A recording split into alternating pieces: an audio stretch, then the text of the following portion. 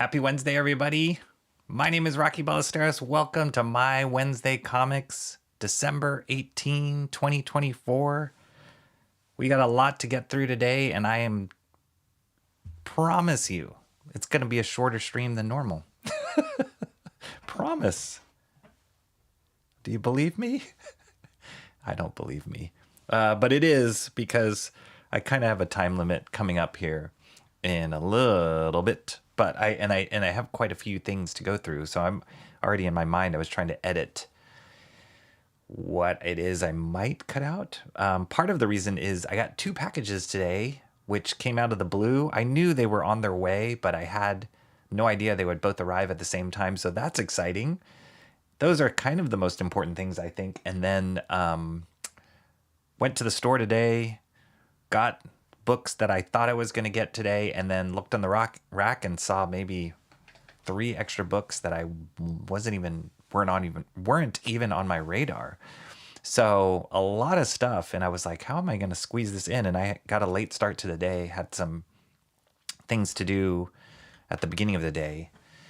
So yeah, there might be a chopping block happening today where I can't even get through everything that I want to. Ouch. Something just flew in my eye. Maybe I'll go blind and then I'll have to cut the stream. Ow, that hurt. So yeah, anyway, welcome everybody. Thank you for coming. For a lot of you guys, I just saw you not more than 15 hours ago or so as I was starting my inking on the Barry Windsor Smith Master Study. Started that late last night. We missed you, Mark's Music Obsession. I know it was later than normal. It was an unusually late drawing stream for me, but it was really great.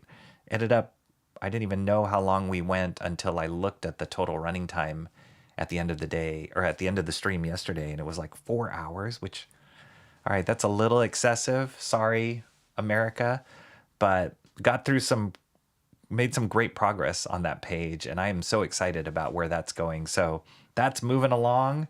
And then I knew that I would be doing My Wednesday Comics today. So we're just kind of cramming into each other, back-to-back streams.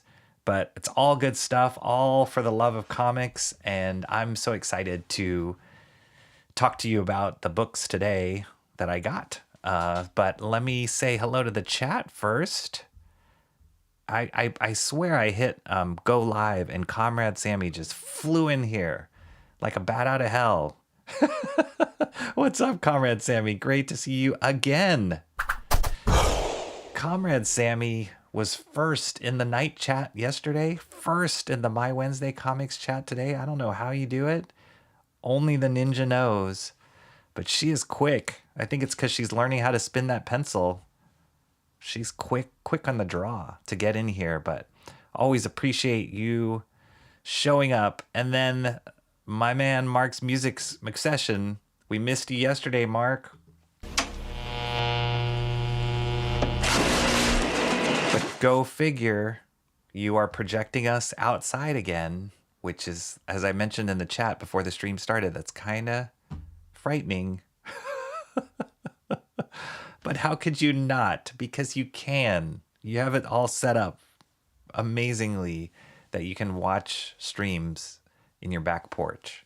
So if I had that set up, I would probably do the same thing. So, hey, I'll take it. We're going to convert your neighbors. That's the goal. I'm going to speak louder. I'm going to jack up my volume so that they can hear me talk about comics, and they will be so excited. They won't know what to do with themselves but to subscribe.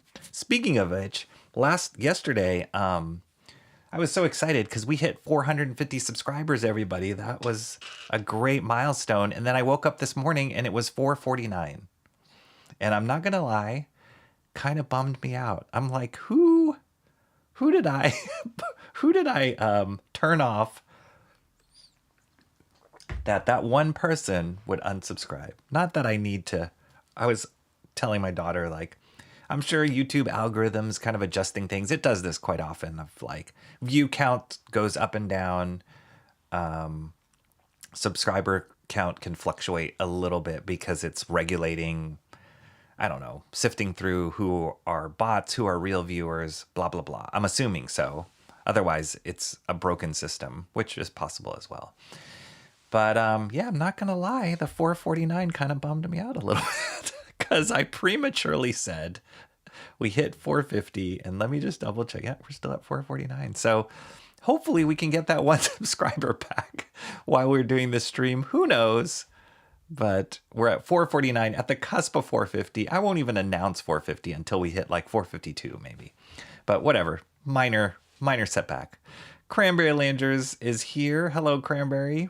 This is a cranberry full of power. I'll take it you got a good night's rest because you had to dart out pretty early yesterday on the stream. No fault of your own.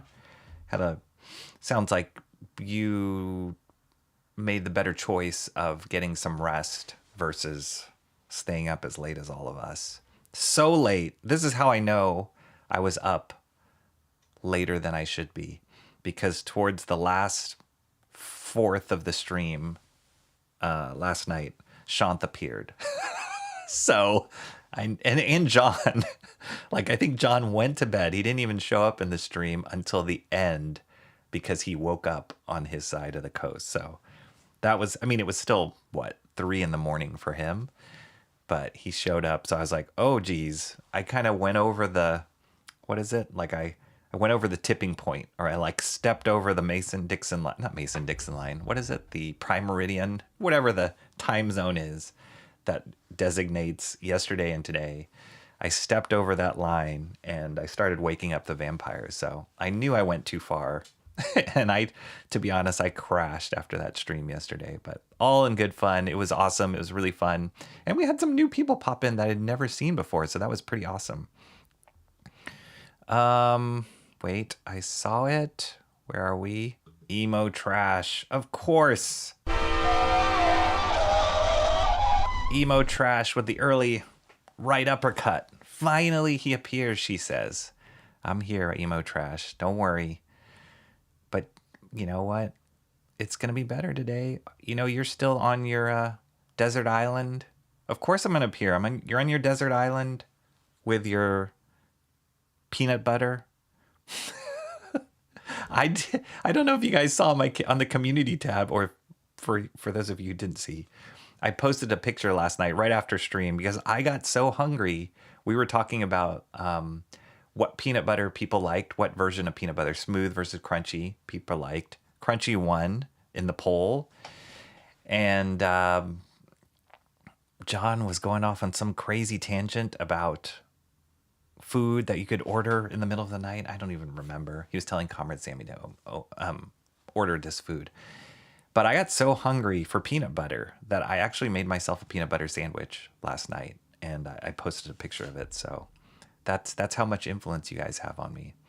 But yeah, Emo Trash, you're still on the island. This is in your imagination. Welcome back. Mark posted that picture of of the stream outdoors. Who knows? Cranberry Landers said, this is interesting. I just learned or relearned DC and Marvel Comics make up about 5% total of American comic sales if manga is included today. That is not surprising, Cranberry Landers. Not surprising at all. I know it's a tiny, tiny percentage based on the sales of manga books. So I don't know. You know, it feels like maybe it's just because I'm paying attention more, or I'm in the stores more than I had been in the last decade or so. But it feels like things are shaking out a little bit and people are trying new things and there's a little bit of an upswing. I don't know. It's like the market's trying to reinvent itself at least. There's a time where I would go into stores and I just wouldn't want to pick up anything. And now I'm picking up a number of books and kind of looking forward to it. So who knows? I have high hopes that the industry will course correct and comics will continue being awesome, but you never know. You never know, right? Let's see. Of course we don't believe you. What kind of question is that? I would question you if you believed me and if I told you this was going to be a short stream. This is what you get when you ostracize your customer base. Yeah. Yeah, I know. Yeah. And rightly so that this is how the market hopefully will adjust if they realize like all the crazy shenanigans and politics they are trying to introduce into mainstream media is not working and is turning off the audience. So I'd like to think that fan bases are loud and clear, and money speaks. So if you don't like something, I remember Mark saying this in one of our streams in the chat, like if you don't like it, don't buy it, and that will communicate something to those who are creating the content. And if you want people to buy it, like myself, do a noir edition and you'll definitely buy it. 13 hours. Okay, it was 13 hours. I don't know. Yes, it was less than 24. I'm not doing the math. I do apologize, America. We only missed him because we were up at the witching hour.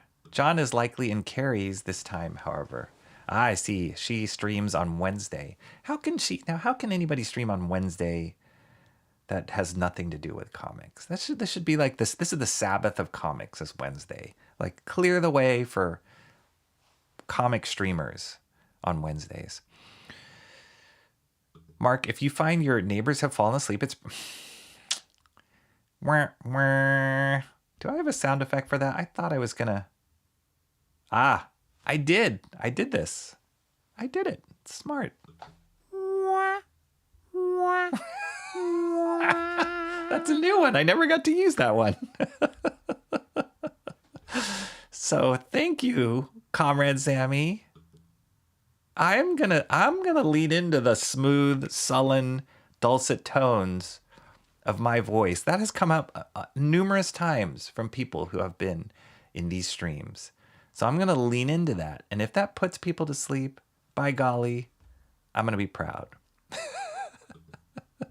There we go. Silky smooth sounds. You know what? I would rather that than like a grating like cackle or a like like a nails on chalkboard kind of voice. I'm gonna go with the silky smooth sounds. And if I put people to sleep, some people to sleep, that's all right. That's all right. It's it's all part of the package. Emo Trash is still extremely pissed about the Adobe stuff. Yes. Yeah. I'm sorry about that. I didn't have anything to do with it, but the subscription, all the charges, it's a mess. They kind of got creatives by, kind of got us where they want us, at least with this whole subscription service. So it's a real bummer. Cranberry Lander says maybe he didn't get to vote yesterday, but he says he likes crunchy. Crunchy won. Yes. Almond butter. I tried almond butter. It's not the same. Doesn't hit the same as peanut butter for me. Apple butter's good. Again, doesn't hit the same as peanut butter. Peanut butter is in a class of itself. Peanut butter and peanut sandwich if it was crunchy. That's right. That's right. Less than 10% without manga. Dang. Okay, if Carrie has a specific schedule, never paid attention. That's a slow build for the trombone. That makes it all the worth it. Let's try it again. It just makes it that much more depressing. Awesome One's here. Merry Christmas to you, Awesome One. He's full of the Christmas spirit for a while now. Yes, that's awesome. Blame Rocky. That's right. Why? That's why. I'm on a quick trigger with that one today. I can tell by the temperature in the chat. We're going to be using that one more than once. 1 week till Christmas. Crazy. That's part of what I had to do this morning. I had to go and do a little bit of Christmas shopping. So fun times. It's nice to just be out there. Although not as Christmassy in our city right now. And it's just kind of downtown's been a bummer like that. Sorry, my hair is crazy. I need to get a stylist before stream. Yeah, not as Christmassy out there. And I think it's just because downtown or just like the walking areas of this city are not in the greatest condition right now. So it's starting to be, but Christmas should be like bursting with decorations and I don't know, music and sales and all that kind of stuff. And it kind of is, but not really. Comrade Sammy says, is that your voice? No, it's not my voice. But yeah, I could make that sound, but it's not my voice. Way better than a voice like Tom Carvel. Those commercials were painful. Yeah, I'll take my voice. I'll take it. Sunflowers, it's a little too tree huggery for me, Cranberry Langers. It just doesn't, it's not as like salty, sweetish as regular peanut butter. Yeah, 1 week till Christmas, everybody. Hope you are getting your shopping done and getting your plans in order and preparing for the holiday. It's going to be a good one. Awesome Ones lost all desires for any nut butters. That's a funny sentence. Bah humbug and Merry Christmas. Merry Christmas to everybody. Okay, cool. Let's get into it, guys. This is Wednesday. The chat, I blew past. That's my Christmas gift to you all. I blew through the chat faster than normal. So I got two packages today, which is so cool. And I know what they both are, so they're not a surprise to me. But these will be fun ones. And I'm going to start off with these unboxings because if I have to cut anything, it'll be some of the comics I picked up this week today. I'm willing to sacrifice those to show you guys these. So let's go with this little guy first. But yeah, they both arrived on the same day, which is great. This is Christmas to me.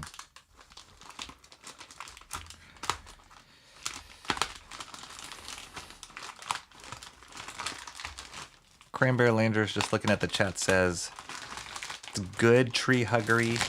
You don't like peanut butter much. I'm sorry to hear that. You don't know what, I mean, you must know what you're missing if you don't like it, but yeah, peanut butter is one of those things I can eat. I said this last night. I can eat that any time of the day. It's like an incredible invention, discovery, recipe, whatever you want to call it.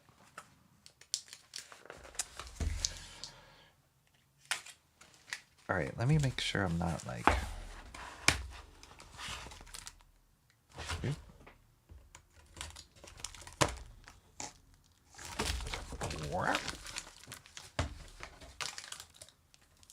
Ugh. Man, packaging, like selling books. I've never ventured into selling comics or anything, books on eBay, but it's just a lot of, like, the packaging alone must be a pain. All right, this is gonna be cool. Yeah, just handling the package. I can't imagine like fulfillment for comic books. This is gonna be cool. Check this out. I didn't know that this existed in a compiled. Let me zoom in here. In like a I guess a trade you'd call it. $6.95. I can't imagine, but I do remember seeing individual issues of this book when it was coming out. It was coming out in, I think it was a Marvel Comics Presents, which they would do like a couple stories, one in one direction. Either it would be usually be like two stories in one comic book. And there was a run, like a limited series run they did that Sam Keith was illustrating. Sam Keith is such a great comic book artist. He got popular doing his version of Wolverine, Venom, and then his own creation, The Max, which is an awesome comic that he did for Image Comics. I have the artist edition book of The Max. I don't think I've shown that on stream. But anyway, Sam Keith's style is one that I really, really enjoy, really love. It's like cartoony, yet also kind of not horror-ish, but yeah, like fantasy influence, really exaggerated. Like, look at the musculature here. But yeah, they compiled all this in one thing, which was a blood-hungry storyline. And I remember seeing a couple issues. I had some of these issues myself, but just recently I saw a couple issues or a couple images from the covers that he did of these, and then it made me start researching, and then I was like, oh my goodness, they compiled it all in one thing. So here it is, Sam Keith. So fun. He always does this like really hunched over design. He does this a lot in the Max, but his characters were always like huge musculature, really exaggerated stuff. Look at that awesome Wolverine right there. Right? His muscles have muscles. And I think Sam Keith was influenced a lot by Bernie Wrightson. So there's a bit of that. I've talked about the artist Kelly Jones. They kind of live in a similar world too, where there is realism, but it's also kind of cartoony and exaggerated. And then the other thing that Sam Keith did really well, and he did it particularly well in the Max series, his own creator comic. He did these awesome, like ornate border panels. He'd do really interesting things with border panels, like this, like using the words of the sound effects as like panel dividers. This kind of like decorative stuff here. He did this a lot, and he did it in the Max particularly. Just so different the way that he would break down panels. Almost read like a fairy tale, like a storybook.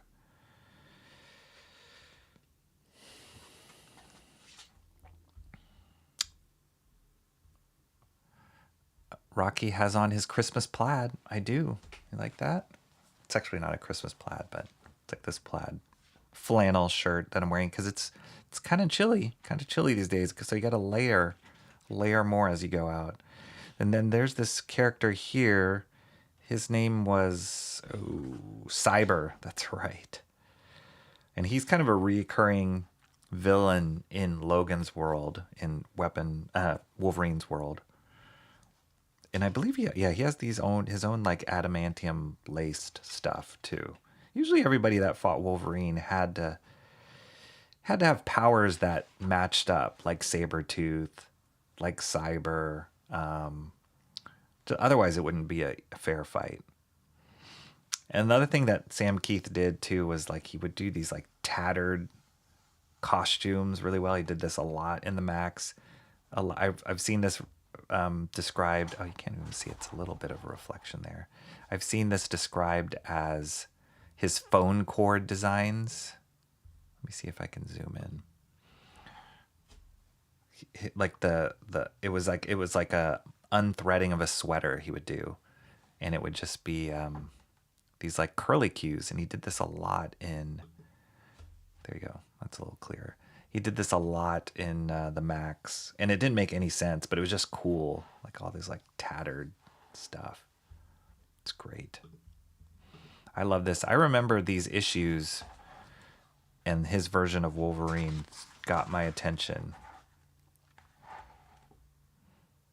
It's so amazing. Look at all these brow lines. Yeah, it's awesome. Sam Keith has such a cool style. He got started in independent comics before he made it into mainstream comics. He did a lot of indie work. And I remember seeing some of his earlier work, and it was okay. But he really hit his stride on this kind of stuff. This is right before he went into the Max, too, is when he did this Wolverine story. He did some Venom story. This is very much, he did all sorts of layouts like this with the Max. If you guys are familiar with the Max, like he would do him like hunched up in a ball, and he just looked like a big shape with all these muscles like tightly wound up in the middle here.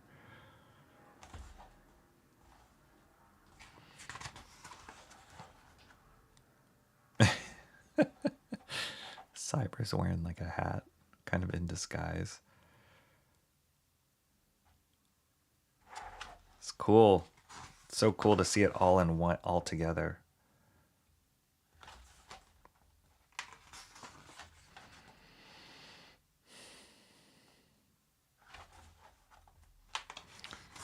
And you can really see it. Oh, this is awesome.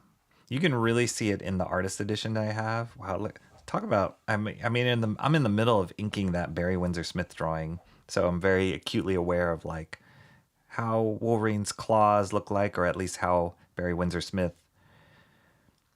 designed his claws. But look at this exaggeration. These are like meat cleavers or like meat hooks coming out of his hands. Like there's no way that would make sense of like how it fit in his arm, but it looks so cool. It looks so animalistic.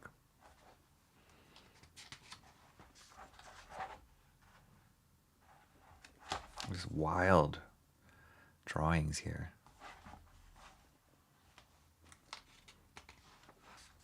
It's great. He says Sam Keith has such a distinct style, and Wolverine was a perfect character for him to draw.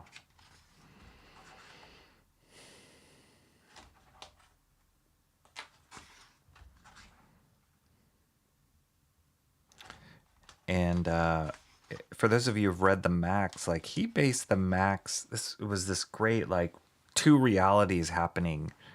The Max, he was kind of a hero, but he was also like seen in his world. Some people just saw him as like a crazy homeless person, but he was also a hero in his mind. And he based a lot of the story off of like Brer Rabbit, that folktale.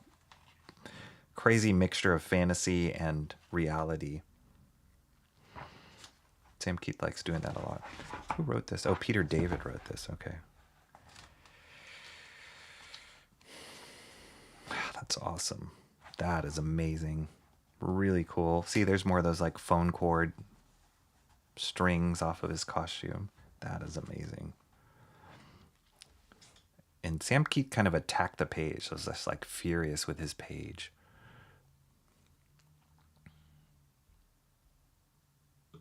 One package, two package. Emo Trash says Cranberry generally has distaste for anything of quality, but it's fine. We still love him in Christ. All are accepted. Mark's Music Obsession. He got my Shanth cover version of Beck and Recourse a couple days ago. Great art in that one. Nice. That's so good. I love that Shanth's able to bring his style to covers of other books like Beckoned and Michael Bancroft's The Lucent did hit that cover for him. So, or I don't know if it was cover, but that image for him. It's really cool to see the cross-pollination of different artists on other people's properties.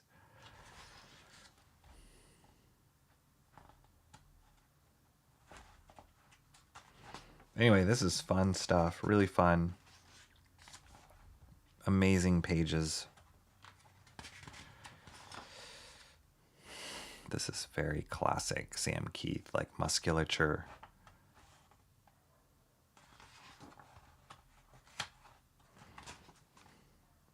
It's great. More phone cords. That's cool. Love it. Yeah, Wolverine and Cyber are the two characters there. Wolverine Blood Hungry.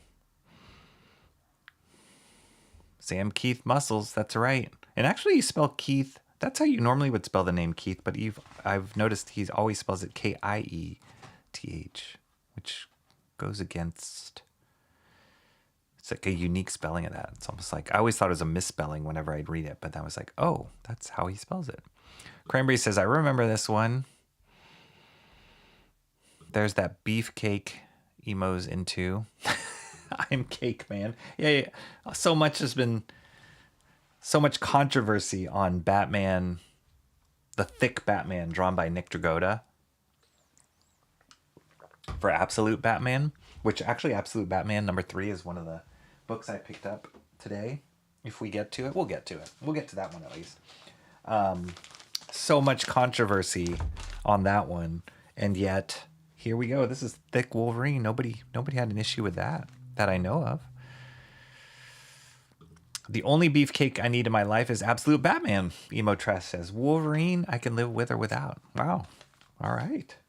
Well, here. Sneak peek. Absolute Batman number 3 is coming. He's getting thicker and thicker. All right, here's the second package. I am very, very excited about this package, you guys. I've been waiting for this one for a long time. And when I got the notice that it was coming not too long ago, I was like, oh, this is going to be a great Christmas delivery. And then it just showed up. Awesome One says Wolverine is greater than Batman. Oh man, are we going to get into that debate? That's a tough one. How could you even compare the two? All right, there's a box. Box within the package. Oh, this is going to be good.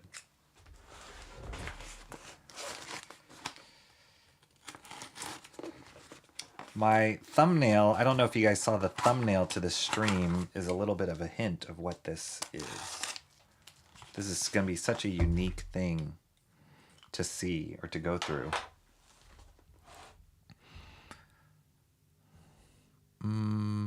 Cyber has adamantium lace skin. That's right.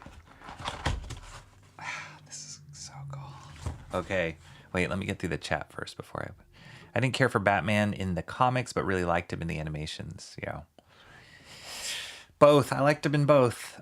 He's a cool character. I had this one or one of the issues. I think we all did. It was coming out at the same time, pretty much at the same time like Image books were coming out. And this was on the Marvel side. And I just remember like, I always thought as a kid, I was like, oh my gosh, this guy is competing with what the Image guys are doing. And then next thing I know, he was doing his own book with Image. He was doing Max with his own book, The Max with Image. So he was killing it. I think just because his style was so different than what was out there and it was so eye-catching. Pimple Popper has come to life, plus the pimple is alive. Ooh. That sounds gross. I believe I remember this book exactly from my actual past. Cyber had a cool concept. Yes. John, what's up, John? Where are you? He goes, what's your name? He goes, John. John, did you get any rest yesterday? I hope you did, because you woke up when I was ending. Then I didn't know if you went back to sleep or you just stayed up. I don't know how it works on your side, but I hope you got some rest. I'm glad to see you here. Great designs, great art on that Wolverine Blood Hungry. Yes, I was really excited to get that one. You made me hungry last night. You did. I ate a peanut butter sandwich right before bed, which probably wasn't a good idea, but couldn't harm me, right? It was okay. I was able to sleep fine after I ate it, and boy, was it good. Speaking of great art, how Bone outpaced Marvel and DC. Oh, awesome. I love me some Bone. I still remember panels from this book 20 plus years later, especially with Cyber perched on a tree limb. Yeah, I think that's Sam Keith's thing of like character hunched on some gnarled tree in the desert. Like that's his pose. It was that Christian panel on Carrie's channel. Oh, okay. I actually don't go to Carrie's stream. Maybe I should start checking that out. I've been getting Instagram reels about Absolute Batman. Awesome. It's popular. They're on, I think, 3rd printing right now.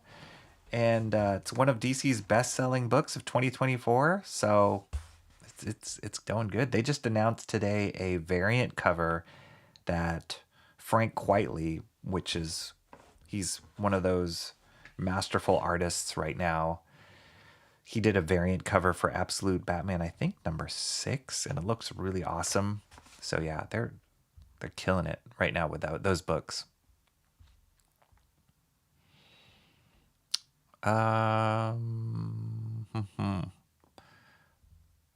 right, wait. I have the Max number 1 as well as most of the early Image number 1s. Nice. Yeah, that one's a good one. Okay, sorry, I just got to check my messages. I can't believe it's already 4:20. Holy cow. John's day starts at 2 a.m. He only sleeps for 4 hours, I'm sure. Try to manage 8 hours every 24, sometimes broken up, sometimes straight shot. So if you sleep 8 hours in a row, then does that mean you're good for 3 days? Or 2 days? Oh, no. No, it's not. My math is horrible. My math is actually pretty good, but right now my math is horrible. 8 hours every 24. Wow, I can't even imagine that. All right, let's get to this. Check this out. It came. The DC Comics Style Guide. I've talked about this a few times on stream. And the whole thing with this guy is DC came out with a style guide in the early 80s. And Jose Garcia Lopez was the artist for the style guide. And this style guide, was used for people working in like DC and consumer products. Anytime they did merchandise or advertisements, they used this as a guide of like how to portray Superman, how to portray Wonder Woman. And this style guide has kind of been in it's kind of legendary as far as comics go because it was not available to the public. You couldn't buy it. The public couldn't buy it. It was just something that was like used for internal artists.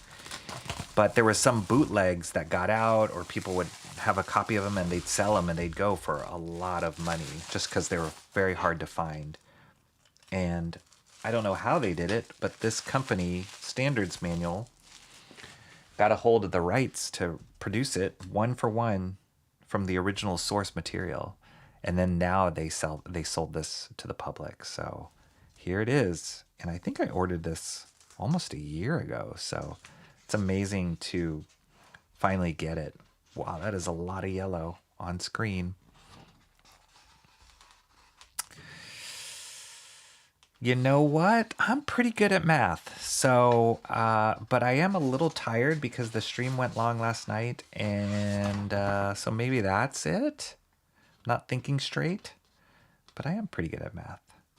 I'm an Asian, not a Bayesian. So this was first published in 1982. The other stuff that Standards Manual, this company, has done, I've seen them do like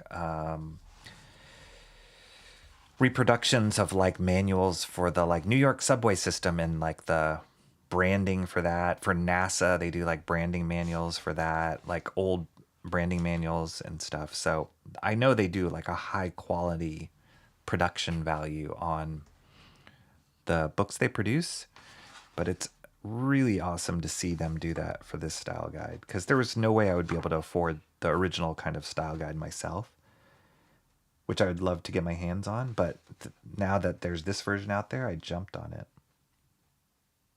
Yeah, so Standards Manual, this company was founded in 2014 with a mission to archive and preserve artifacts of design and visual culture. This is their 12th independently published title. Yeah, they've done the New York City Transit Authority Graphic Standards Manual. What else have they done? The NASA thing. All right, let's see. Wow. Oh, so this is like a photo of the original binder that this style guide would come on.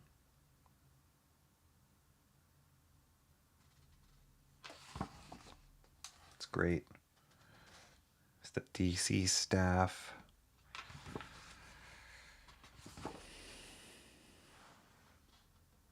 I interviewed Jose Garcia Lopez. Love it. These are beautifully designed. Just the graphic design of this book is awesome. Cool.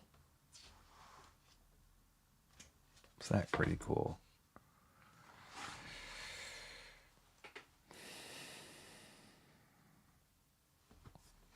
Yeah, this is just, they just did one for one scans.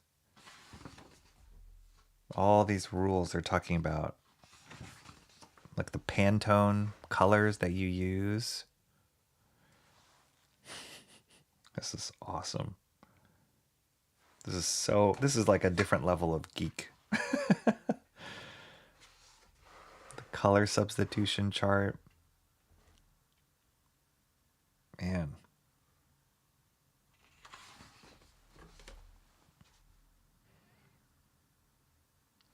Like this note says, from now on, all products should use Y2R2B or PMS 549C, which is like the codes they have on the Pantone colors for highlights in Superman's hair, and PMS 188C for highlights in Lois Lane's hair. That's awesome. Oh, this is cool. Let's see if I can get this screen. It's like they have this little scan of the Pantone swatch for his hair. Notice that was the note that she talked about on the highlights of his hair, the blue highlights on his hair. That type is reminding me of old forms such my exactly. Yeah, I mean this was 80s that this came out with.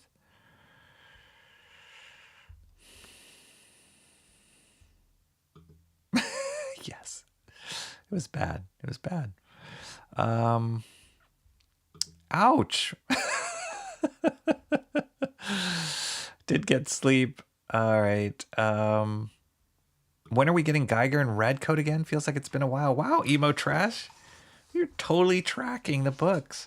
I think that Geiger Red Coat is stopped for till 2025 because they basically ended their story arc that they did, the first story arc, which was great. And Geiger, the last Geiger issue I got was this one. This was a few weeks ago it came out, and it's actually, I think it's like a more of a one-shot.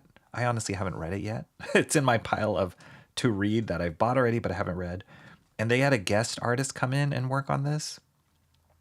Not as good as Gary Frank, so I was a little disappointed with it. I mean, I haven't read it yet, but the artwork is not as good as Gary Frank's on this. But yeah, I think they're going to re-kick them back off in 2025. But all Geiger, Rook Exodus, and Red Coat, all of their first arcs have ended. These drawings are awesome. Beautiful.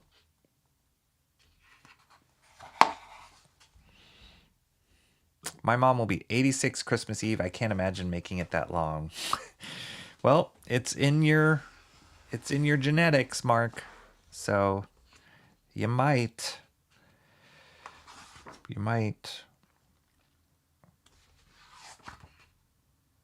This is fun.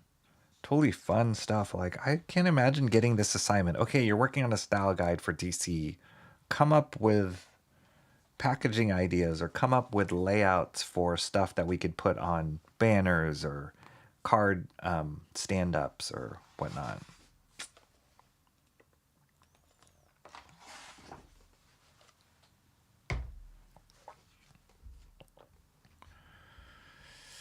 Hello, MMO Mom. That's right. Happy early birthday, MMO Mom.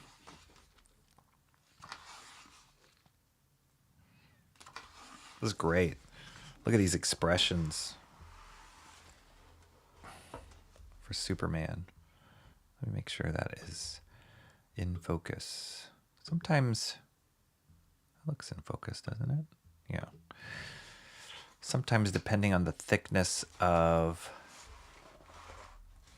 the book, sometimes my focus is a little off. I notice afterwards when I watch it after the fact. I'm like, just slightly out of focus. This is cool. All sorts of like crazy different poses and just scenarios that I don't even know how they directed him to do these things. Like, did they tell him, draw a picture of him above his logo with a bunch of chains breaking? Or did he just make this stuff up or what? Like, what is the situation to come up with these images? They're all fun.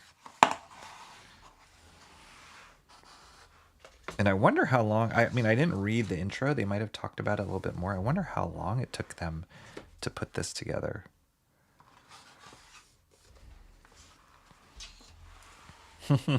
This is not a pose that you see Superman in often.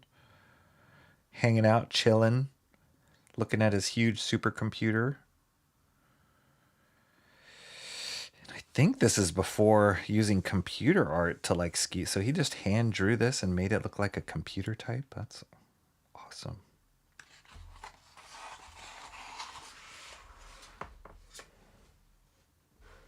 Like, this is the kind of Superman scenarios I love. This giant super key to open a super door. The supermobile with the super fists.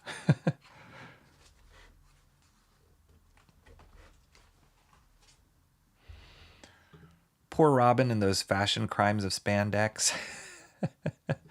Art and Times of J. Ryan. I'm in the code. It's actually a really good sculpt.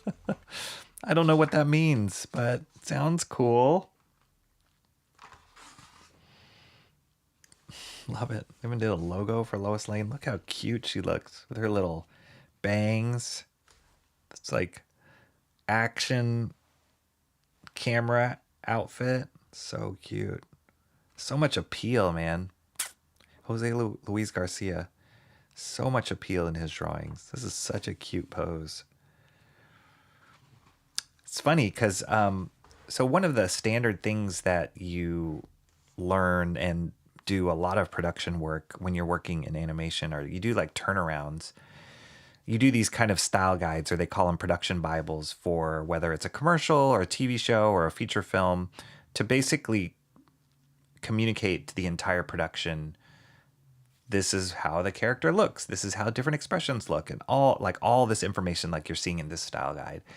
And I remember, when you work on turnarounds, you kind of have like, you're given like a main pose, and then you have to rotate it in space. So you have to draw what that character looks like from the side view, from the back view, 3/4 front, 3/4 back, and all that kind of stuff. And I remember the best directors that I worked with would always say, like, every single pose, like, you don't want to just draw the character like a robot model that's just on a turntable and just turn it. Like, every single pose should be saying something different and communicating its character. So that's what I love about this, as opposed to just drawing Lois Lane from the front, from the side. Like, he like gives her these like attitude poses, and you're getting like, oh, this is the kind of costume she'd wear, but like it's just communicating Lois Lane in this. I love that. I have this great, do I have it accessible?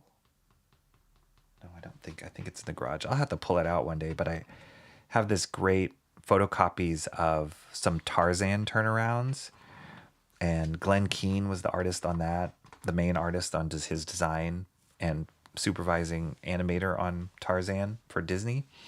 And his turnaround was amazing because he's kind of like in this like cool contorted pose from the front, the side, and the back, but it just showed Tarzan's character. It wasn't just very stiff of him standing there like straight on. And I feel like Jose Garcia Lopez is doing the same thing here for these characters. Like, yeah, here's different angles of Supergirl, but like you're getting so much of her attitude and her characteristic and her expressions in it.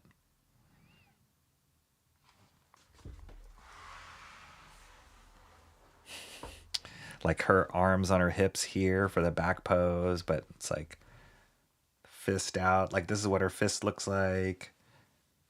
This is what she looks like here. Like this little cocked leg here. It's awesome. That headband is great. 80s headband. Let's bring that back.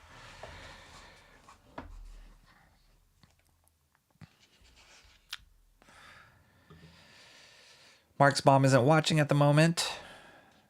Yes, it does make me feel weird. Everybody's saying hello to Jay Ryan. Emo is a nerd, history nerd. Give her Geiger and Redcoat. Not Rook Exodus. There was, if you're talking about the Ghost Machine books, so there was, oh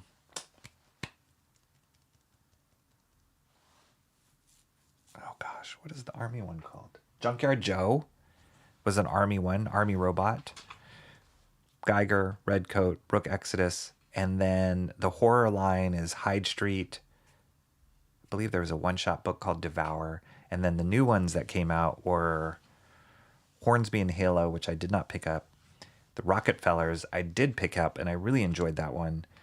And I thought there was another one. There's not. So, yeah. Great designs. It was a Western. I remember that Death had both a revolver. Oh. That was not part of the Ghost Machine. That was, why am I blanking on this? Jorge Corona was the artist. Ain't No Grave. Yeah, Ain't No Grave. It's not related to Ghost Machine, but that was great. That series finished. That was a five or six issue series.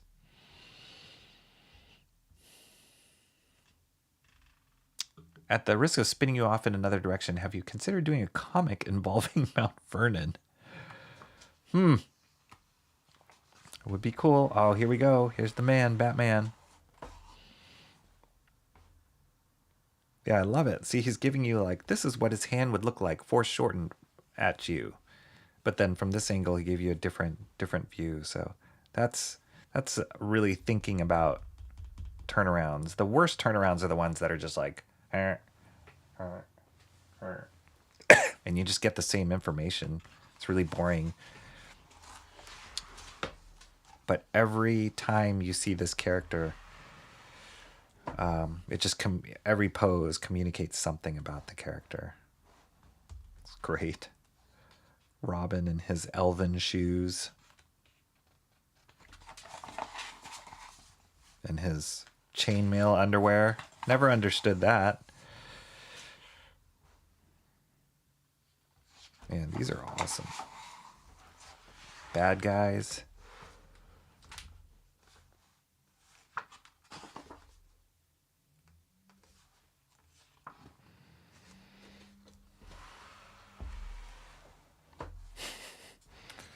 Well, it's got some Neil Adams right there.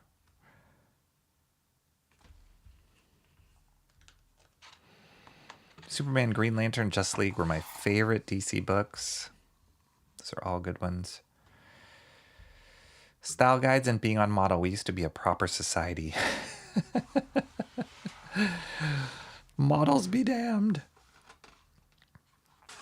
No, it's great. I think I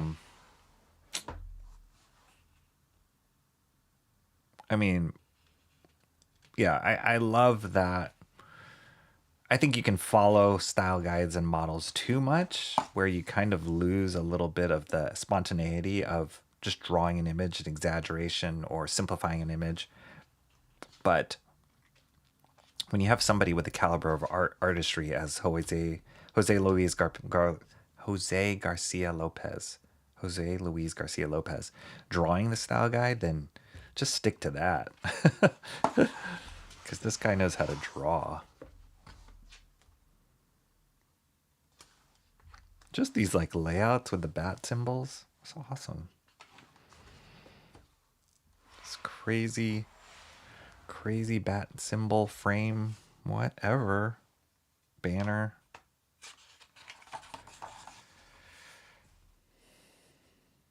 So cool. Man, this is chock full of stuff, and it keeps making me turn the book left and right.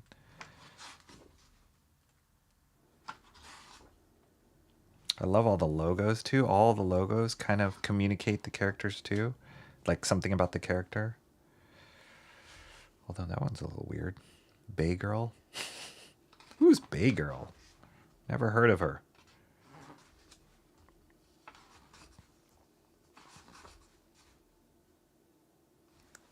Pensive, thoughtful Batman and Robin. Crashing through a skylight. Woohoo! Batman and Robin. Wow. Look at these crazy vehicles. Love that. Oh, Robin had his own bike. Must have been like for toys or something.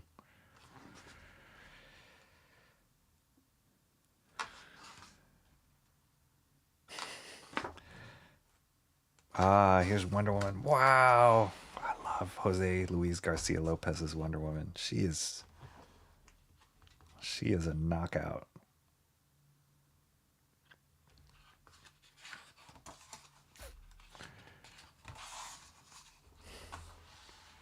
Transformation. This is awesome. Kind of basing it off the TV show. That was like the greatest transformation ever in the 80s, 70s, and 80s was that live action TV show. Linda Carter. That was the best.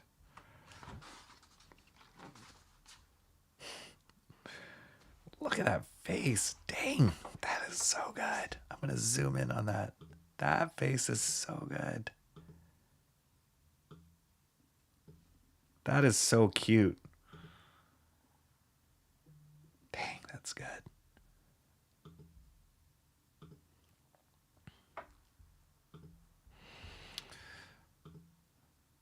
The most historical and very big air quotes there character I have is probably Sylvester, whom I will send an image for reference. Huh.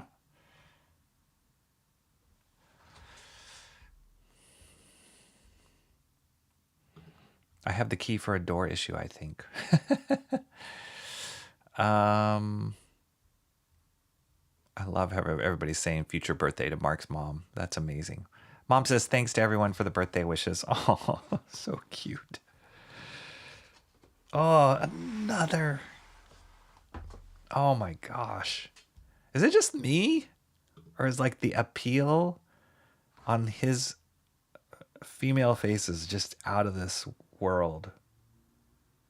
Is it just me?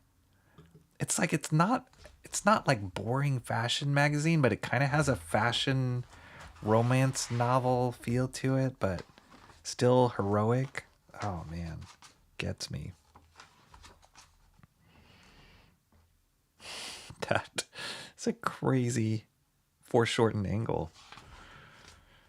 Oh, this is killing me how good this is. She's like, I'm gonna beat you, robot, and I'm gonna look good doing it. Trying to invade Earth? I'm so happy that you are. Just like a fashion model. Like there's something to the Wonder Woman that's like tough, Amazon, like, you know, warrior, but I love this Wonder Woman. So cute, sexy, and powerful and dynamic.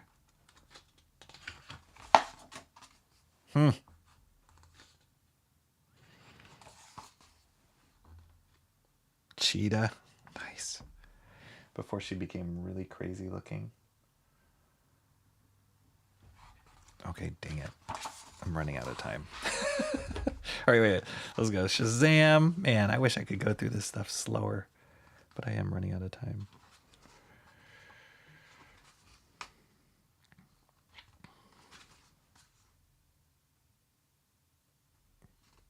This book is unbelievable.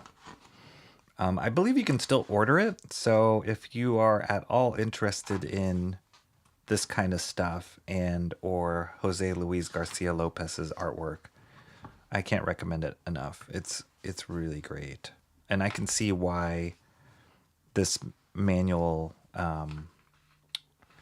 was a hot commodity, because it just has so much cool artwork in it. Oh, it's cool. They give little definitions of each character here. Tennis headband. That's right. Turnarounds with style and personality. Beautiful stuff. Even his mate. Gosh, look at that. Look at that face. Just want to like knock him on the chin. Aquaman. You little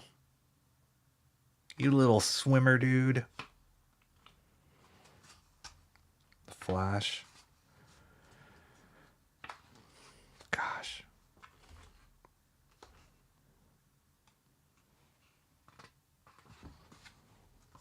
This was such a fun era of comics.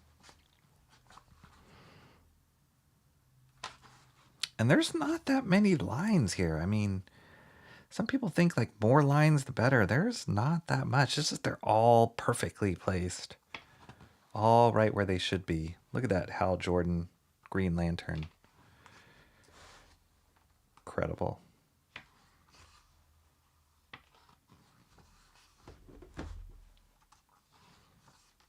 Hawkman. I love how he did these wings right here. He like made him see through just so you can see how the back works for Hawkman. I can't remember. Were Hawkman's wings part of his anatomy, or were they like a costume? I can't remember how it worked. Because why would you ever need to see that much of his back if his wings were permanently attached? The Winged Wonders. Firestorm. Dr. Fate. Man, these are awesome. Red Tornado. Martian Manhunter. Samurai.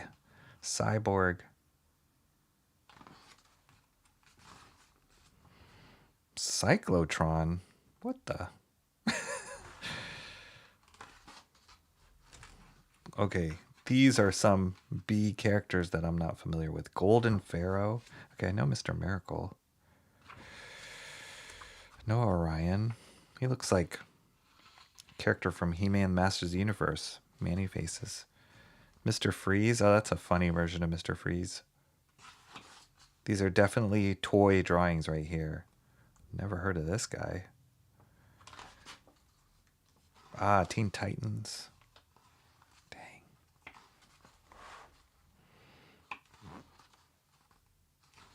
I'm gonna blow through some of this. Wow, that's awesome. Each one has their own like logo. So cool, man. How much work went into this?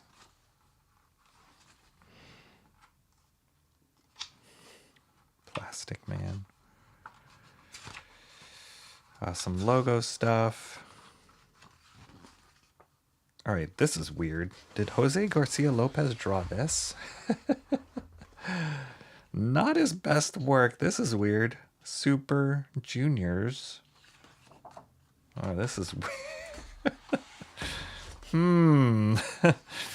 Not the best part of the book. That must have been some corporate.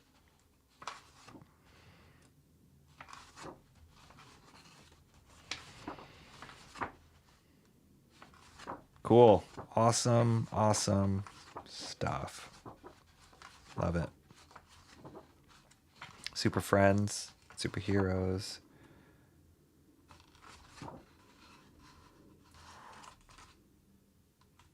Cool. Boom. DC Comics Style Guide, everybody. Fun. Really nice. Nice format. Way better than the Trapper Keeper binder or whatever that the original came in. I love this like hardbound format. The paper quality is great. The scans are amazing. This is so worth it. Beautiful, beautiful thing right here. So check it out if you can. Like I said, I'm pretty sure you can still order this, and if it appeals to you, it's worth it. Except these guys. Get those guys out of here. Cranberry and Landry used to wear a headband as a kid. He was a cool kid. Tennis headbands are legit. Were you the kid in the helmet? Ain't No Grave. That's right. It was Ain't No Grave. Yes. Back when Robin was a man. Absolutely. Rocky intimating a turnaround. Somebody, please don't. Robin was saving himself for marriage.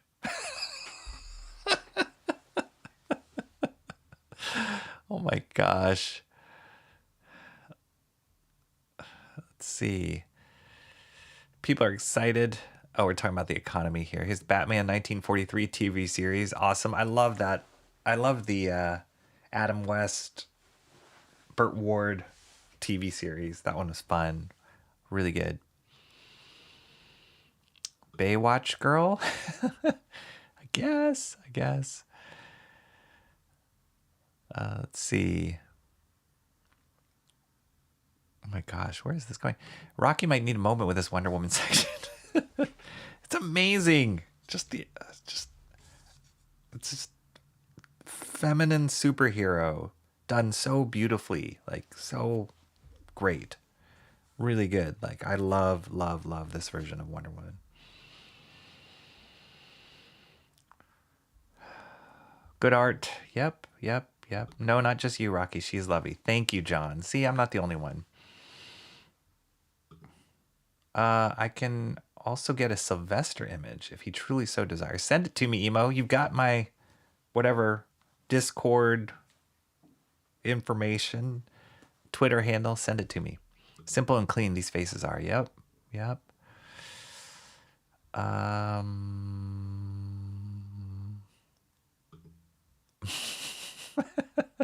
What is this about? Is this about comics? The chat? Forget that. Forget these comics things, guys. All right, let's get through. I've got maybe like 20 more minutes, 25 minutes or so. All right, let me get through the main ones today. And if I can get to all of them, that would be great, but I might not. But here we go.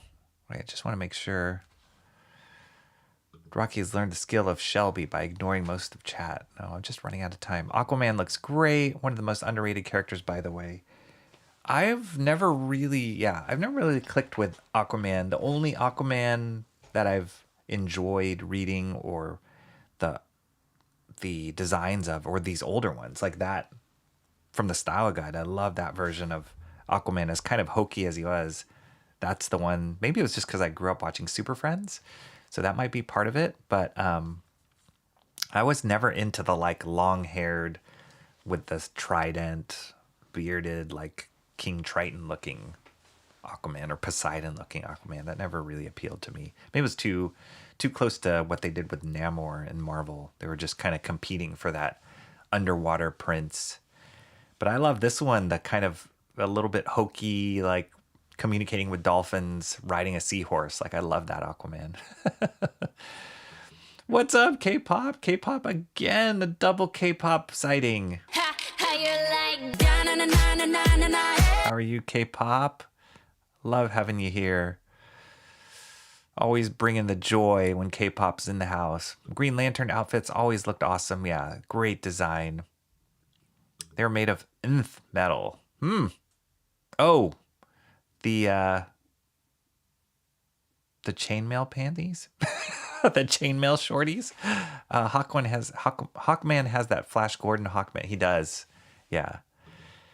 The wings could be spread and reveal more of his back. I guess so. I mean, it's good that he defined it, but I wasn't ever sure if like they were actually attached to his back or not, because they look like he's wearing a backpack. Yes, I agree. That's probably it. There may have been an alternate reality where they were actually part of them, the wings, but to my knowledge, they just controlled them telepathically-ish. Oh, okay. Yeah, I wasn't. Yeah, I wasn't so up on DC, so I don't know the lore of Batman. Even in Teen Titans, Robin still didn't get away from the spandex. Oh, yes. That's why Art of Times Dre Ryan said he was saving himself from marriage. That's right. The underwear warriors.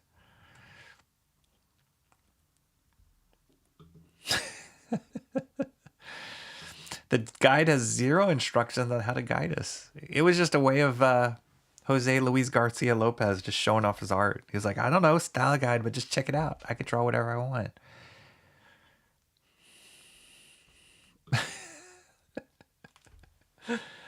The freak wearing the headband and being strange regularly. Skin tight shirts. You know what, Cranberry?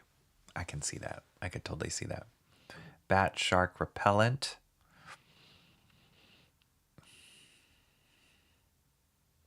Let's see. My favorite face of her in the book he didn't comment on. Very good drawings for sure. Nice. All right, Thick Man. We're talking about Thick Man now. Yes, Rocky wanted long-haired Aquaman to stop smoking. Dope. Cut his hair and get a job. That's right. Stop living in your van down by the river, Aquaman. Clean up, you fool. I don't like the bearded, long-haired portrayal of Aquaman either. Yeah. They pulled a Wolverine stick of him losing his arm. I mean, yeah. Kind of cool that it was like a trident, the new trident, but I don't know. It didn't work for me. All right, let's talk about Absolute Batman. This one, I haven't even flipped through this at all, but from what I've read in some of the announcements is they're talking, or there's a lot of Catwoman in this, which is cool. And they give us a big silhouette of a lion here, so I'm only assuming that that is confirmed true. And if you remember in the last issue, love it or hate it, the new Batmobile is like this gigantic truck. So there's more of that going on in here.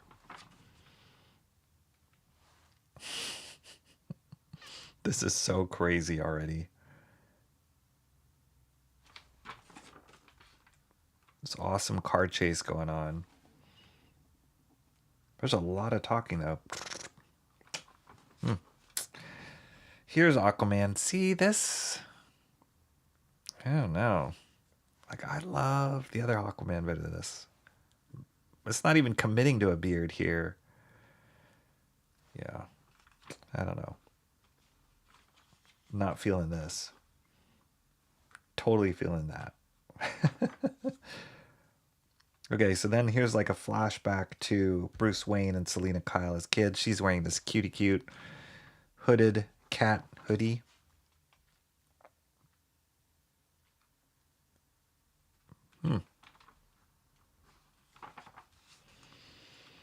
Here we go. Thickness. Get ready, emo trash. More thickness. Whoa. Crazy wrestling. What is going on in this book? It's cool. It seems like they're diving more into Bruce Wayne's childhood with all these characters that may or may not turn into Rogues Gallery.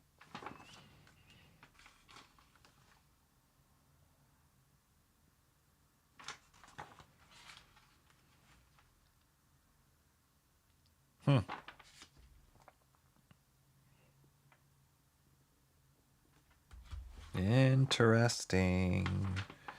Nothing totally blew me away. I mean, there's less of Batman in this and more backstory. It seems like they're building up. Didn't see that much Selena Kyle as I would hope to. Didn't see her current version either. Just her kitty version. So there you go. No Batman in costume in this one either. Cool. Well, I'll read it and get into the story and see. That's a cool cover, though.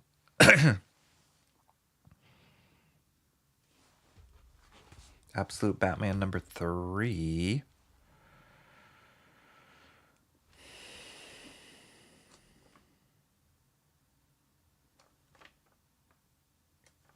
I love this Batmobile. It's just so bananas. All right, cool. Batman, Absolute Batman number 3.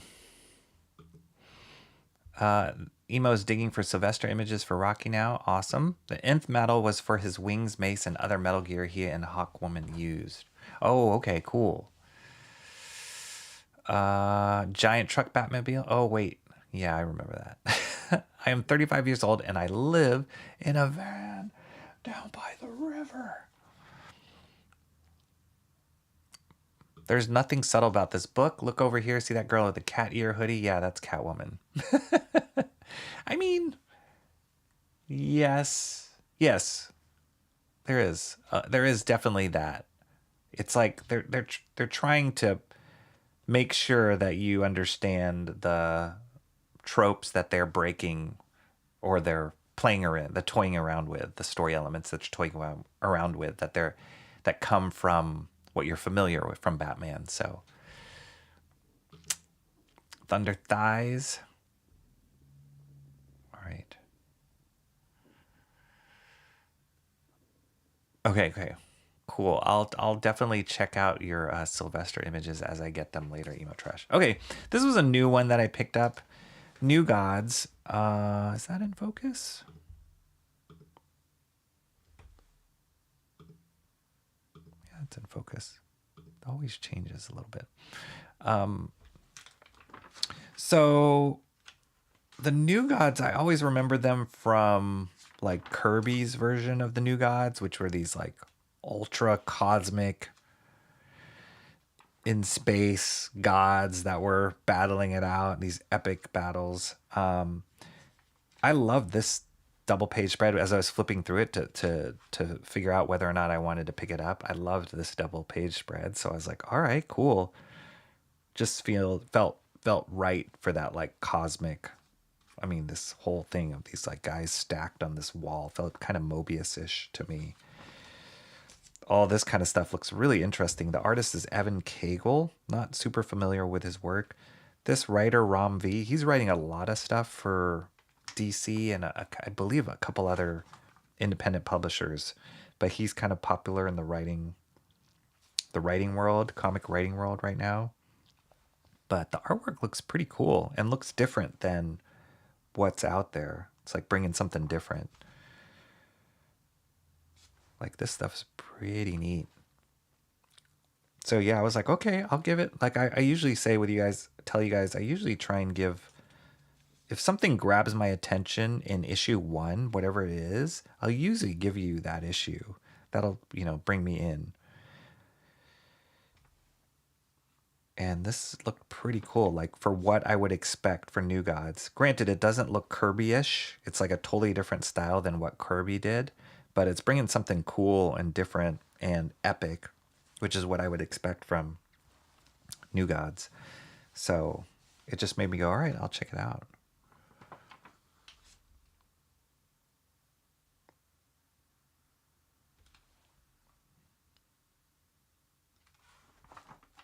I guess this is Big Barda. This is like Home Life with Big Barda. Yeah, these are kind of cool expressions. I love this Orion costume. It's huge. It's like, I don't like this. Boo. After seeing that Jose Luis Garcia Lopez Aquaman and then look at this, it just looks silly.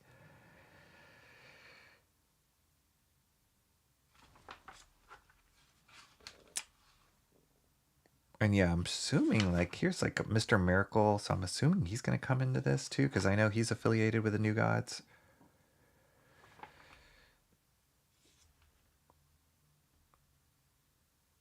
Oh, Jorge Fornes drew the first 4 pages. Oh, interesting. So a different artist drew these pages, and then this is where Evan Cagle's stuff starts here. Interesting. So yeah, kind of cool. This little backstory on Metamorpho. I just read that Kevin Nolan issue that I picked up, I believe it was last week. I already put it on the shelf.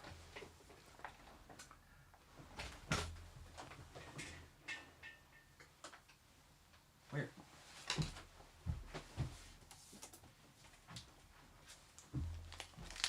This was a back issue that I picked up in last week. I flipped through it. It's all last week I flipped through it, I believe. And it's a fully drawn by Kevin Nolan. It's great. It's a really good story, and the artwork is stunning in this, but there's Metamorpho. This is a cool version of Metamorpho too. There's this one sequence in here where Metamorpho like surrounds this guy and like transforms into this block that he gets stuck in. It's cool. Metamorpho was always one of those weird DC characters that I didn't get.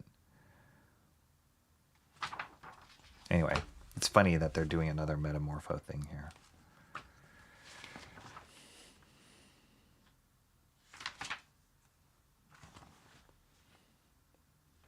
this weird. I don't know.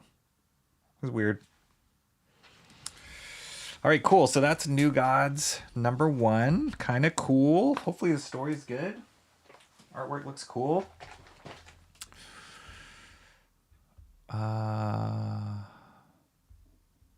Mr. Miracle is awesome. Cranberry Lane just said. It's in his name. Am I getting him confused? Isn't it Scott Free is Mr. Miracle? Is that right? He was like a scape artist. Wait, am I getting him confused? Is that another Kirby creation? My gosh, my comics knowledge. Mr. Miracle. Yeah, Scott Free, which is the greatest name, greatest alter ego name for somebody who is an escape artist. It's weird to me. Art and Times of J. Ryan says that Marvel and DC books just all look like Image books from 2003 to 2006 now. They're kind of behind, trying to do things different a little bit, and I don't know. I don't know. It's just the time period that we're in, or they're trying to mimic what was successful back then. I kind of wish we'd go back to the DC style guide as far as the stuff that DC is doing now. I wish we'd go back to that, as opposed to like there's so many artists now that have this similar style, the house style of DC's worlds. And I don't know, maybe it's just me. Maybe I'm just old and I'm looking at that stuff and it brings up something nostalgic to me, but there's something so appealing to that look and fun. And I'd pick up a regular book that was drawn by Jose Luis Garcia that looked like that, like the style guide. I'd totally be picking that up. Cranberry Langers dislikes Kirby's style in general. Dang.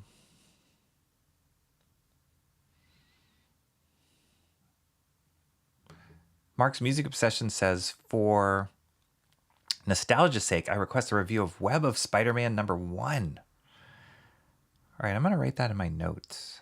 Oh, I haven't cleared my notes. I have Lobo Infanticide from last time. Web of Spider-Man #1. I'm going to have to check that out. Mark, that sounds like a good one to check out. We'll keep that in mind. Thank you for the recommendation. The Source Wall. Is that what it is? The Source Wall? The Source Wall was dumb. You guys are always giving me like both sides of the coin. I love it. I love thick back. I hate it. It's good. Yeah, Mr. Miracle, Big Barter, amazing. Amazing. The Source Wall. I don't even know what that is. See, I'm not up on my DC history. Scott Free, yes. Metamorpho's vestigial form is awesome. He was weird. He's kind of in the category for me of like Martian Manhunter. This weird, like, can do almost anything, but not really defined, weird alien kind of dude. All his like his different colors like really threw me off as a kid.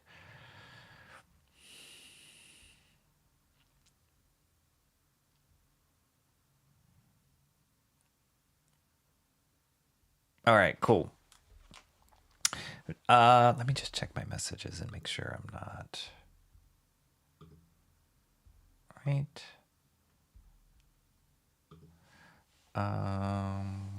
Just.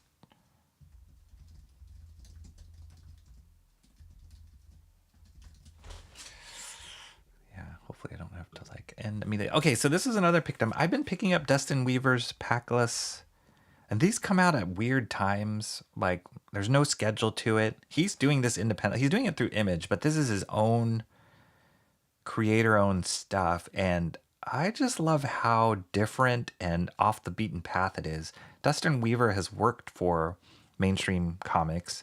He's a phenomenal artist, can draw anything, has a lot of influence from European comics, Japanese comics, American comics, just a fantastic illustrator. And Paklis, I've reviewed a few of his books early on when I started doing my Wednesday comics. Actually, some of Paklis was some of the original stuff that I was looking at.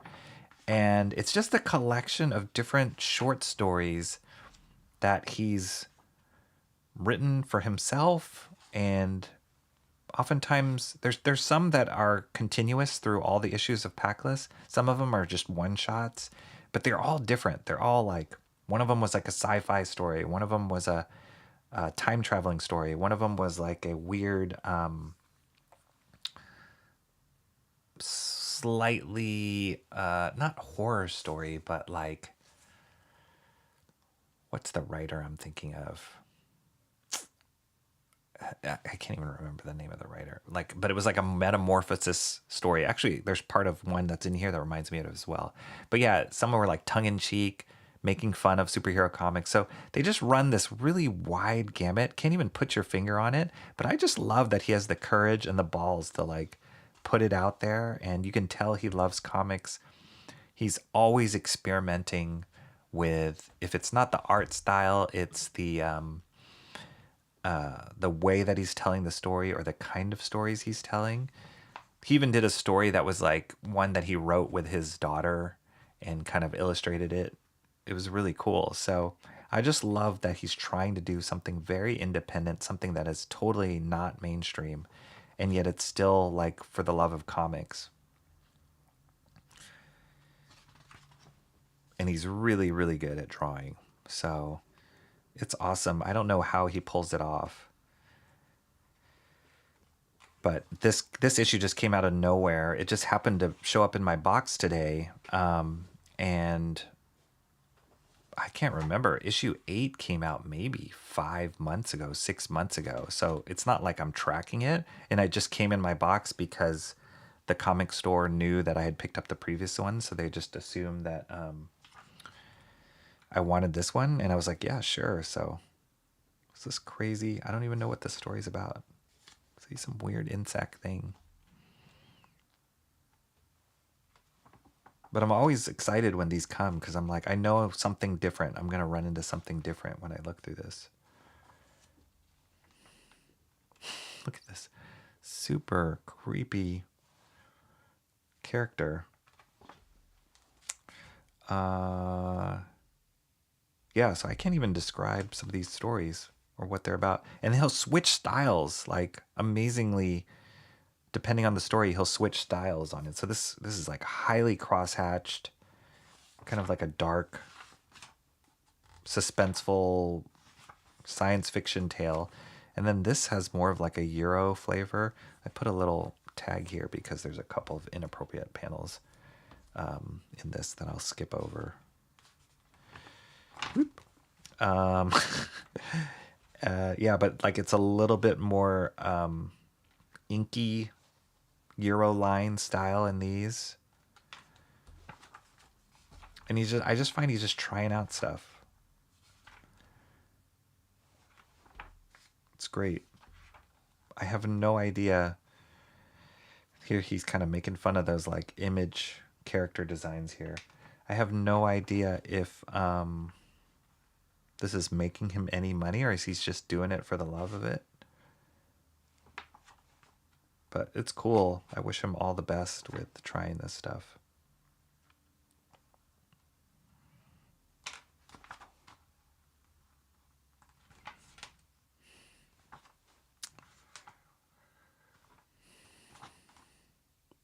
Yeah, this one I know had an inappropriate section. Inappropriate section in the back here, so we'll skip over that. Then he does stuff like this. It's like black and white sci-fi. I know there was one of the and then in the back he'll kind of write a little bit of the reasoning why he wrote the stories or where they came from. One of the stories he was talking about, he like was drawing it on a plane in between conventions or something like that, and it just looked incredible. So yeah, cool.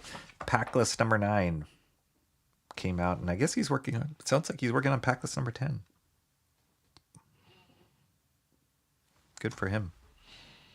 Dustin Weaver is the name of this artist, and like I said, definitely has worked on Marvel stuff. I think he worked on like Agents of Shield title, or Shield, and he did a little bit of work on Infinity, that miniseries in Marvel, that big like epic miniseries. Cool colors too. All right.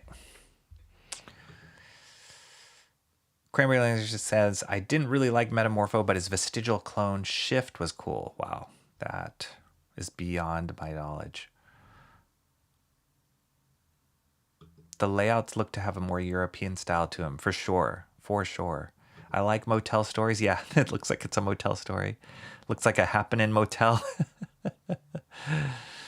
The guys, okay, here's the backstory. Awesome. The guys that composed the source wall are the strongest beings in the universe who tried to break through the edge of the universe. For their failure and error, they became part of the source. Oh. Very interesting. The source wall is the edge of the universe. All right. Mark's Music Obsession says, Web of Spider-Man Omnibus Volume 1 releases March 18th, but it's pricey. Who is the artist on Web of Spider-Man number 1, Mark? That will determine whether or not I know this. Well, I guess I can look this up too. Web of Spider-Man number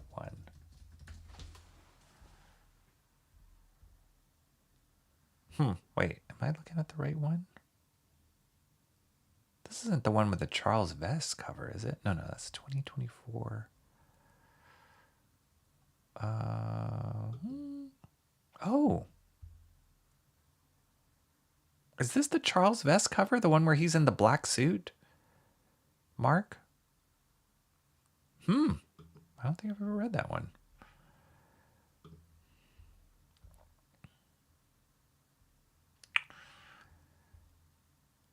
Really like the art in that. Black and white. That explains Rocky's appreciation. It's the edge of the universe. Oh, it's the edge of... Here we go.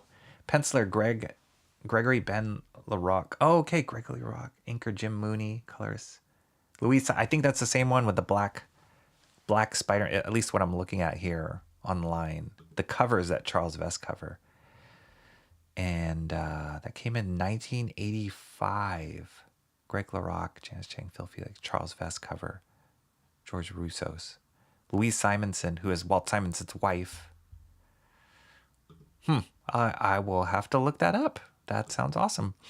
These cyber house commercials make me think of someday someone will just hack your house and walk away with it. The Sensational Spider-Man title is surprisingly great. Is that the current one? Is there a current one, Cranberry? GIJoe number 2. I like GIJoe number 1. I was communicating with somebody on that Discord channel. Comics are dope. Somebody was talking about how they were ranking the new Energon Universe GIJoe series. So there was Cobra Commander. I've talked about that before on stream. Duke, Scarlet, and Destro, which I did not pick up. And then now this GIJoe series. And his rankings were very similar to mine, except I haven't read Destro. But he liked Duke number 1, Cobra Commander number 2. He put Destro number 3, and he hadn't read Scarlet yet. And I was like guessing. I was like, I'm pretty sure Scarlet's going to be either your 3 or 4, because Duke was very good and Cobra Commander was good as well. So this is the same creative team. GIJoe is the same creative team. Joshua Williamson, Tom Riley, and Jordi Belair from Duke. And it's great. It's off to a great start. There's something about the like toy and yet in reality action flavor that they captured so well. Like it's serious, but it's also like tongue in cheek. It's fun. And then it just feels very respectful of the designs of the toys. Wow, look at this. Ooh, That female Cobra soldier is awesome. So cool.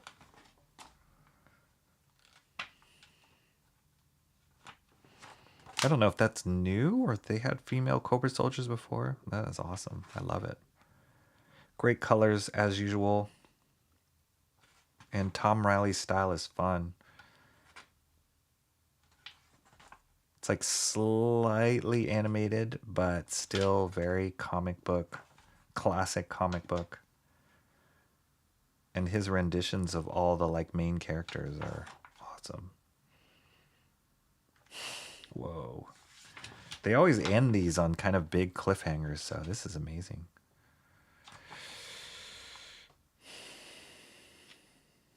Cool stuff. GIJoe. There you go. Those are the 4 titles there. And that's kind of the rank. Like, I didn't even pick that up. Scarlett was like, Cobra Command. Yeah, that's kind of my ranking right there. I will say with all these new series that are starting off or these revamps, they go bananas with these variant covers. Sometimes it's overwhelming. And they charge $1 extra for variant covers. Not just Energon Universe, but also, like, I've noticed any variant covers with Marvel or DC, they charge $1 more now. So that makes me like, well, do I really need a variant cover? Not really. They don't need to spend another $1. Love the colors on this. That's great. Great cover. Awesome one says, this feels very dollar store comic art. Dang. All right.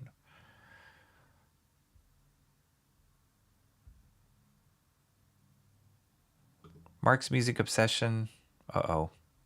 Another picture. Oh, this is a picture of Web of Spider-Man. Yes, that's Charles Vess right there, Mark. Charles Vess is... I haven't talked about Charles Vess much. He's definitely more of an illustrator than a... No, that's not true. He's done some cool comic books, but he would usually do like graphic novels, like a one-shot graphic novel in the 80s, or he would do covers. And then he did his own... He did a fantasy series... Oh my gosh. Yeah, I haven't talked about Charles Vess. But he has kind of like a... If you look up the illustrator Arthur Rackham, kind of has that influence in his work. Very fantasy illustrator. Yeah, Arthur Rackham, Alphonse Mucha, those kind of guys really influence his work. Beautiful, beautiful stuff. Like very like organic and otherworldly. He worked on Sandman a little bit, Stardust. I'm trying to see what else were the big things that he did. But he did a Spider-Man story. Not that one. I know he just did the cover on that one. Yeah, Amazing Spider-Man. Just looking here. Yeah. But he's more of, I would say he's more of an illustrator. But I haven't looked at the insides of Web of Spider-Man. But that cover looks great. That cover looks awesome. Their building of the GIJoe and Transformers universe is really well done. It really is. I'm amazed at how consistent they've been putting this stuff out, and the world building in it, how it's all tied together, has been very impressive. And I'm sure they're going to just build on that with toys and movies, probably eventually. But it's great. And I think a lot of it has to do with teaming up with Robert Kirkman and Skybound. The John universe is greater than MCU. Mucha, I think Shanta's heard of him. Maybe a little bit. All right, cool. Let me see. I just saw... Okay. Just double... Okay, I'm going to have to wrap pretty soon here. What should I do? These are the 3. Moon is following us. Daniel Warren Johnson. Awesome stuff. I'm all in on this series. So it's great. Rocketfellers. This one came out fast after that first one. I guess they did a Christmas-y Christmassy issue, but I was very impressed with the first Rockefellers. I didn't think I would like it, and I thought it would just be a one and done kind of thing, but I was very impressed by it. The story grabbed me. They started off with a bang, and the artwork was great. And so I was pleasantly surprised and thought, okay, I'll keep up with this series.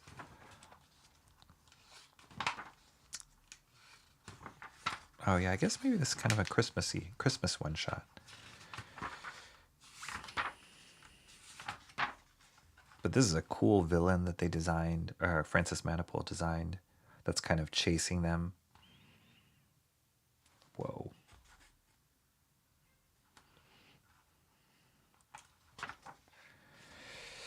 Okay, so that's, yeah, this one I haven't picked up. Hornsby and Halo. It's like, I wasn't really into the art. The story didn't really grab me, so I didn't pick it up. Hyde Street is great. Oh, maybe that's coming out. Oh, January 1. Hyde Street 3. Looks like they have a Christmas theme on that, but January 1. Here we go, Emo. Red Coat. Another Red Coat's coming out December 26th. All right. Geiger, another Geiger is coming out the 26th. Who's trying? Oh, the same guy. So I think they're taking a break. Gary Frank's taking a break of drawing this. Probably will come back in 2025. And they have that same artist, Paul Pelletier, doing fill-ins. This is cool that they kind of lay out their release schedule. There are another ones, just like the Energon universe and how they've been consistently putting out stuff. They're building their world.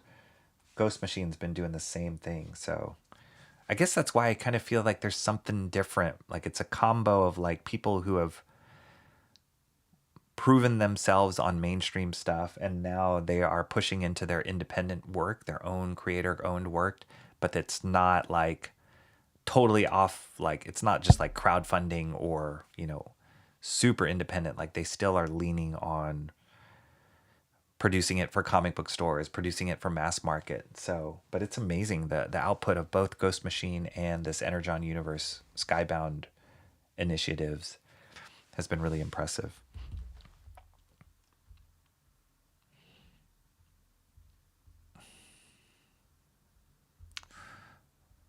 Rocketfellers. Yes, yes. It's great. First issue was great. Really good.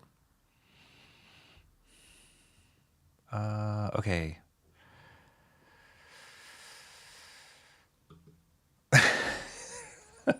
Okay, this is the last book I got today. Batman and Robin Year 1. And yeah, this is cool. It's funny because Tom Riley kind of lives, his artwork kind of lives in this world. Chris Samney, always love his art. I looked at the Batman and Robin issue 1 noir version last week, and they're on issue 3 already of this series.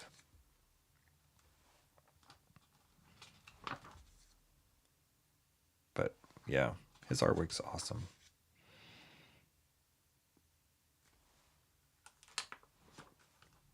And it seems like there's like a bigger villain than Two-Face right now that's coming.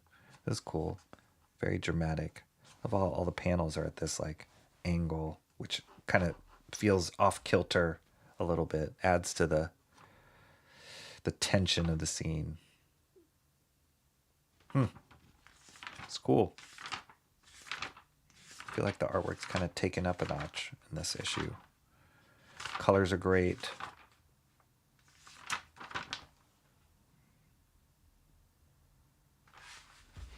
There's that little Metamorpho preview in the back here.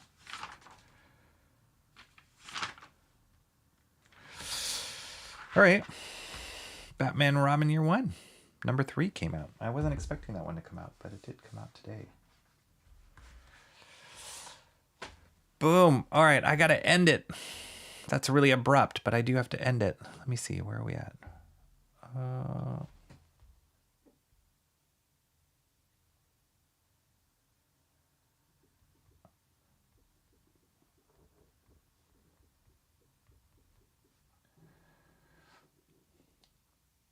Oh, wait.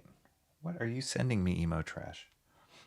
I'm starting to get messages from Emo Trash. Let's see. What do we got?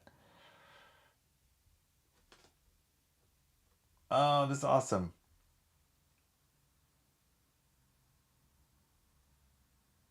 That's great. I'm not allowed to share this. Am I, Emo Trash? Let me know. Whatever that vehicle is that's with the Joker is 10 of 10. The vehicle with the vocal Joker. Emo Trash, let me know. Oh, this? Amazing. I don't know if this must have been in the animated series. I don't think they just made this up for the toy. I mean, that is classic. The Batman Batmobile and the Batwing in the animated series is classic. Totally vibing off of the Tim Burton movie. This with the lights is amazing. I'm sure I've seen it. I just don't remember it right now. But that's awesome. You can get a toy out of it. Like McFarlane is dominating toys. Every week there's like a new license that he is working on or redoing, or like it's really smart, and he's like bundling them with comics. Like that guy's crazy good businessman.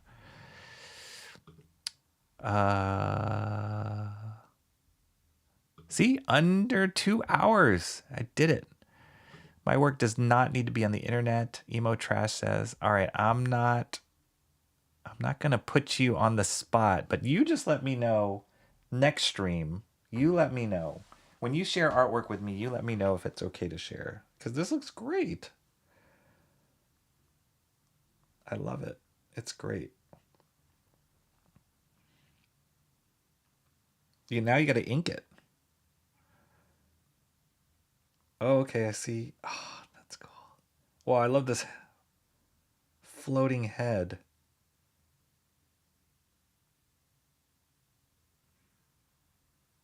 This is great, Emo Trash. One of the things that has been like, that I've noticed some YouTubers do is like they would do where they draw other people's characters. I always wondered, I was like, would that be a cool thing to do? I wouldn't mind. I would love to take a stab at drawing your character. That'd be so cool. I have no idea what the backstory is, but this is awesome. You undersell yourself, Emo Trash. This is awesome. Keep it up. Some of these are old. I agree, Emo. I haven't released my AI music I've made.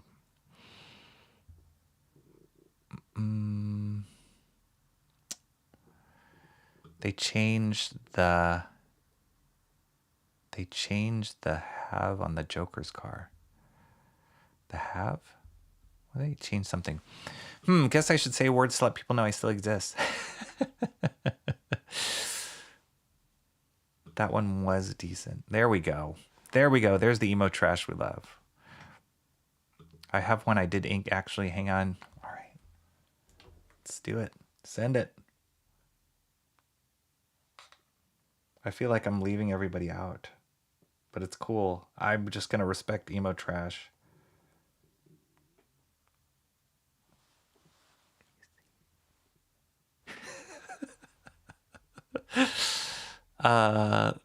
The face. Oh, okay. The face on the car is something they changed.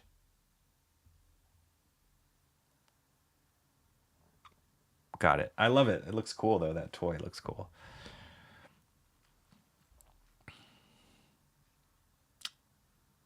Comment Sammy's in the middle of rapping. All right, people. I do have to go. Wait, here we go. What? You participate in Inktober? What? You don't seem like the kind of person. I could see you like criticizing Inktober till November. Look at that. Pretty awesome. That's cool. Look at you. Look at you. All the like anger and angst and the cursing of the tools. You're drawing these fun characters. Look at you. Proud of you, Emo Trash. That's awesome. Rocky, you're in the middle of rapping too. Wrapping up, yes, I do have to go. I extended it way too far. Sorry to cut it short, guys, but I do have to go. I'm glad I was able to especially get through the two unboxings, the Wolverine Blood Hungry and the DC Style Guide. What cool things to get in the mail and cool things to get. Highly recommend both of those if any of those interest you. They're really cool. They're what I was hoping for and more, especially that style guide. I'm going to pour through that one tonight. But yeah, there was a lot of comics that came out this week. I blew through most of them pretty quick. The standouts for me were Paklis 9, Absolute Batman 3, and New Gods is looking pretty cool. So I'm excited to dig into that story. And then the standards of the other ones, Moon is Following, I'm sure that one's going to great. I didn't even flip through that one with you guys. Rocketfellers, Batman and Robin. A ton of good stuff. I will... next stream will be another inking stream, Master Study. Let me figure out when that's going to happen. If that's going to happen this week or not. Because next week we're running into Christmas. So that's going to jack up all the schedule stuff. But I'll definitely try and get in a stream one more time before Christmas time, at least, for that Master Study. Because that was going swimmingly last night. But thank you guys for coming. Please hit the like as you leave. And I think we're still at 449, unfortunately for me. 449. We'll get to that 450 again. We'll reclaim that 450 in a little bit. But thank you guys for coming so much. You guys are a big part of what has gotten us this far. And I love talking comics and sharing that stuff with you guys. Mark's Music Obsession, your suggestion of looking at Web of Spider-Man #1 is a great one. I'll see if I can get my hands on a copy of that. In the meantime, not the $125 one, but maybe another one. And yeah, I'll catch you guys on the other side. Thank you so much for coming. Have a great rest of your Wednesday, and I'll see you next time. Take care.